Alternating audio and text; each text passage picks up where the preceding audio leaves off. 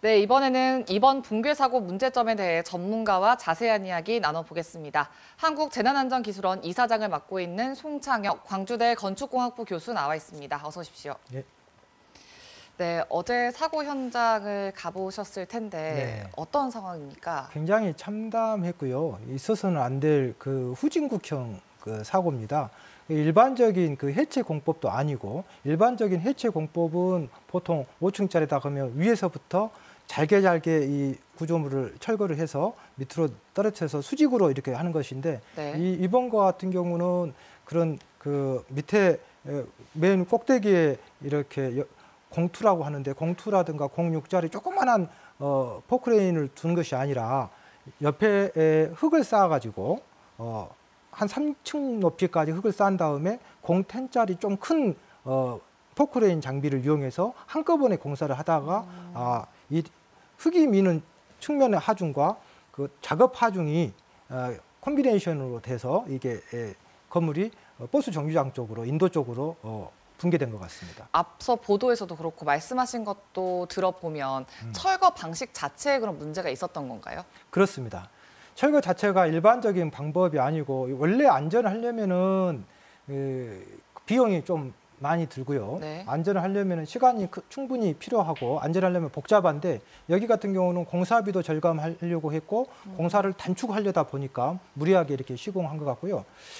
또 시간이 지금 4시 한 20분에서 22분 정도 됐다라고 하지 않습니까? 그러면 네. 일반적으로 철거 해체가 한 5시에 끝납니다. 일반적으로. 그러다 보니까 시간이 가까워지니까 아무래도 조급했거나 아니면 좀 느슨해져서 이런 사고가 난 것 같고요. 제일 문제는 이제 그 철거 해체의 이 계획서를 네. 적법하게 했는지, 그리고 철거 해체 계획서를 지금 관리 감독하는 동구청의 건축직 공무원이 충분한 그런 역량이 되는 것인지에 대해서 이게 우리가 고민을 좀 해봐야 될 것 같습니다. 감리가 부실했다, 그리고 재하도급의 문제다, 이런 논란도 있는데요.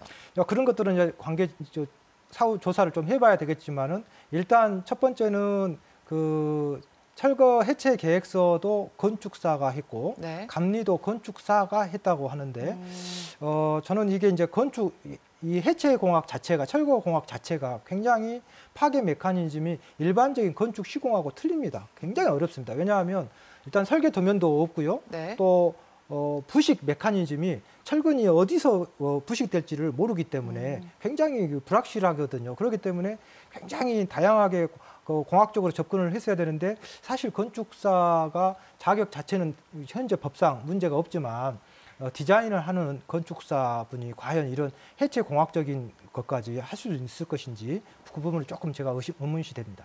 네, 그리고 또 이번 사고를 보면서 2년 전에 서울 잠원동에서 있었던 붕괴 사고와 비슷하다, 이런 지적이 많은데 구체적으로 어떤 부분에서 좀 비슷한 점이 많습니까?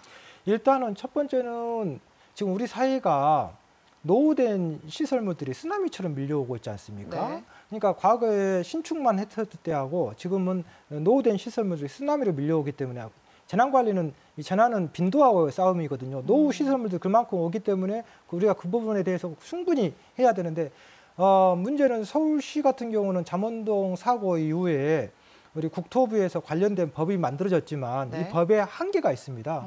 10층 이상인 건물이거나 5,000제곱미터 이상인 경우에만 안전관리 계획서를 수립하고 국토안전관리원에서 크로스 체크를 하게 해놨는데, 네. 지금 이 건물처럼 5층 소규모 건물은 안전 사각지대에 있지 않습니까? 그래서 서울 같은 경우는 조례를 만들어 가지고 철거심의위원회를 만들어서 거의 그 안전관리 계획서처럼 10층 이상 건물인 것처럼 안전관리를 굉장히 엄격하게 하고 있거든요. 네. 우리 광주광역시도 빨리 이런 것들을 좀 보완해야 될 것 같습니다. 네, 말씀하신 것처럼 서울시는 사고 이후에 대책을 좀 충분히 마련하고 있다라고 해주셨는데, 사실 안타까운 게 광주에서도 최근에 이제 계림동에서 붕괴 사고 있지 않았습니까? 그 네. 이후에 광주시의 대책은 뭔가 충분하게 마련되지 않았던 건가요? 일단은 저는 개인적으로 이런 조례를 빨리 보완해야 될 것 같고, 네. 또 안전 감찰팀을 빨리 공격적으로 해야 될 것 같습니다.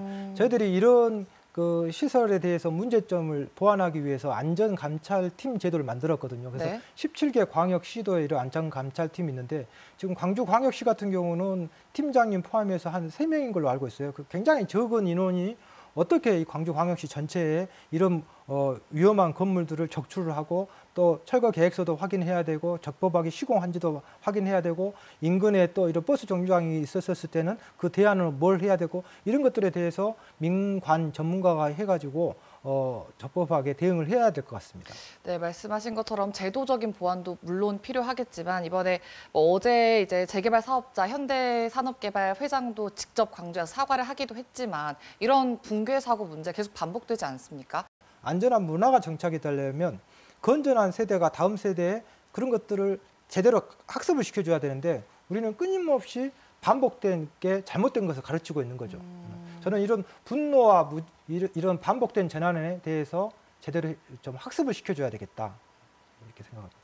교수님 말씀해 주신 것 중에 이제 앞으로 노후주택이 쓰나미처럼 몰려올 것이다 이런 말이 굉장히 좀 크게 와닿았는데 이번 사고를 통해서라도 다른 붕괴 사고가 다시 일어나지 않기를 바라야겠습니다. 오늘 네. 이야기 여기까지 듣겠습니다. 고맙습니다. 네.